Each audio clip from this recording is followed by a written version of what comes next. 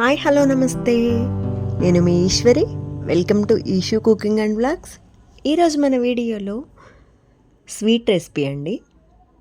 Nellore special sweet malai kaja. So soft and చాలా బాగా taste ఉంటుందండి. ఒకసారి ఇలా ట్రై చేసి చూడండి, డెఫినెట్గా నచ్చుతుంది. అండ్ ఇంకెప్పుడు మీ పిల్లలు ఇలాగే కావాలని అడుగుతారండి. అంత టేస్ట్గా ఉంటుందండి, సూపర్గా ఉంటుంది టేస్ట్ అయితే. ఒకసారి ఇలా ట్రై చేసి చూడండి, మీ పిల్లలు ఖచ్చితంగా చాలా బాగా ఎంజాయ్ చేస్తారు. అండ్ మనం దీన్ని పాలతో, ఈవెన్ పాలపొడి ఉన్నా సరే చేసేసుకోవచ్చండి. సో లేట్ ఎందుకు, మనం వీడియోలోకి వెళ్ళిపోదాము. ఫస్ట్ స్టవ్ వెలిగించి ప్యాన్ పెట్టేసి ఒక 1/2 లీటర్ పాలు తీసుకోండి. ఫుల్ ఫ్యాట్ మిల్క్ ఉంటే బాగుంటుందండి. ఒకసారి మిక్స్ చేసుకున్న తర్వాత మీ దగ్గర మిల్క్ పౌడర్ ఉంటే ఒక 3/4 కప్పు యాడ్ చేసుకోండి, లేకపోతే నో ప్రాబ్లం, స్కిప్ చేయొచ్చు.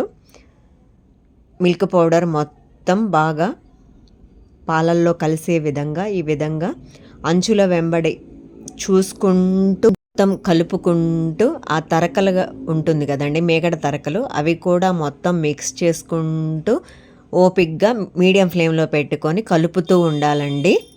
పాలు మొత్తం బాయిల్ అయ్యి చివరికి ఈ విధంగా కన్సిస్టెన్సీ ఈ విధంగా వచ్చేంత వరకు కలుపుతూనే ఉండాలి. టర్న్ ఆఫ్ చేసేసుకొని ఫ్లేము కూల్ చేసుకోవాలండి. మనం చేసిన మన మిల్క్ మిక్సరు ఈ విధంగా మొత్తం కూల్ చేసుకున్న తర్వాత ఒక్కసారి చెక్ చేసుకోండి. చెక్ చేసుకున్న తర్వాత ఇప్పుడు మనకి మైదా యూస్ చేస్తున్నాను ఇక్కడ. ఎక్కువ అవసరం లేదు, జస్ట్ ఒక 1/2 కప్పు. ఫస్ట్ కొంచెం వేసుకొని మిక్స్ చేసేసుకోండి, సరిపోతే ఓకే. ఇంకా కలిపిన తర్వాత ఇంకా సరిపోకపోతే ఆ మిగతా కొంచెం కూడా మైదా యాడ్ చేసేసుకోండి. యాడ్ చేసేసుకొని ఈ విధంగా మొత్తం ఈవెన్గా కలుపుకోవాలి. ఎక్కడ మిక్స్ అవ్వకుండా ఉండకూడదు. సాఫ్ట్ డవ్ ఉండాలండి. మనము దీన్ని ఎంత బాగా కలుపుకుంటే మన మలై కాజాలు అంత బాగా వస్తాయి, సాఫ్ట్గా వస్తాయి. ఒకసారి చూడండి, మనకి ఈ విధంగా వచ్చేంత వరకు మిక్స్ చేసుకోవాలి. మొత్తం మళ్ళీ ఒకసారి కలుపుకొని మనము క్లోజ్ పెట్టేసుకొని లిడ్ పెట్టేసుకొని ఒక 10 to 15 మినిట్స్ రెస్ట్ ఇవ్వాలి. ఈలోపు మనం షుగర్ సిరప్ రెడీ చేసేసుకుందాము.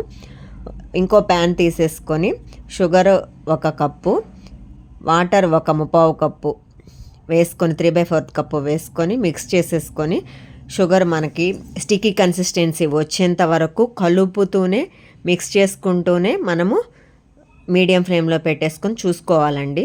మన కన్సిస్టెన్సీ ఎలా వచ్చిందో ఒక్కసారి చూసుకోవాలి. చూసుకున్న తర్వాత యాలకుల పొడి యాడ్ చేసేసుకొని ఒక్కసారి మళ్ళీ మిక్స్ చేసేసుకోవాలి. ఇప్పుడు మళ్ళీ ఒకసారి చెక్ చేసుకొని మన కన్సిస్టెన్సీ స్టిక్కీగా వస్తే చాలండి, దీనికి పాకం అవసరం లేదు. స్టిక్కీగా వచ్చిన తర్వాత దీన్ని మనం పక్కన పెట్టేసుకుందాం. ఇప్పుడు మనం ఇందాక పక్కన పెట్టుకున్నాం కదా కలిపిన పిండి, ఆ పిండిని తీసుకొని మళ్ళీ ఒకసారి మిక్స్ చేసేసుకొని మనము ఈ విధంగా బాల్స్ షేప్లో చేసేసుకొని దాన్ని చందమామ మూన్ టైప్లో చేసేసుకొని, మరీ పల్చగా అవసరం లేదండి, మీడియం థిక్గా చేసుకోండి.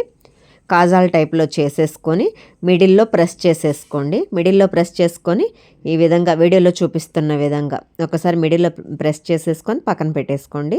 ఒకసారి చూడండి, ఒక 2-3 టైమ్స్ చూపిస్తున్నాను. మిడిల్లో కనుక ప్రెస్ చేసేసారంటే మనం కాజాలు రెడీ అండి. ఇదిగో చూడండి, ఈ విధంగా లైట్గా జస్ట్ ప్రెస్ చేసుకోండి. మీకు ఎడ్జెస్ ఆ విధంగా వస్తే ఒకసారి జస్ట్ సరి చేసుకోండి. మొత్తం మన కలుపుకున్న పిండి మొత్తం ఈ విధంగానే చేసేసుకొని కాజాలు పక్కన పెట్టేసుకోవాలి.